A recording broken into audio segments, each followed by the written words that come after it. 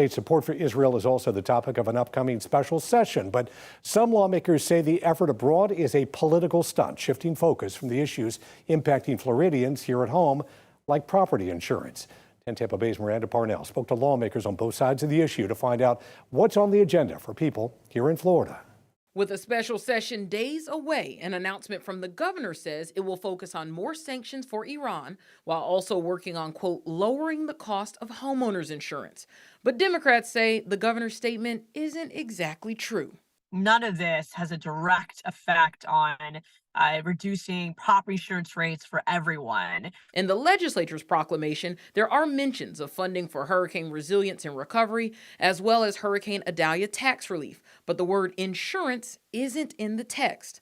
Representative Ana Escamani says she thinks that's because insurance wasn't a real priority and that it was just thrown into the mix to avoid criticism over having state lawmakers engage in international affairs. I think it's fair for Floridians to express solidarity for those impacted by violence, but to call a special session and spend public taxpayer dollars for our governor to use public money to pretend to be president is really inappropriate. We asked Republican Representative Randy Fine about how the session could help Florida homeowners who are struggling. It would refill a fund that homeowners can use to help pay for things that will make their homes more resilient and theoretically might help them lower their individual insurance rates. But there's nothing about insurance per se that's in the call. And when it comes to criticism over Florida lawmakers discussing international politics to strengthen sanctions on Iran, Fine says, I don't know how effective they're going to be, but anyone who says they're inappropriate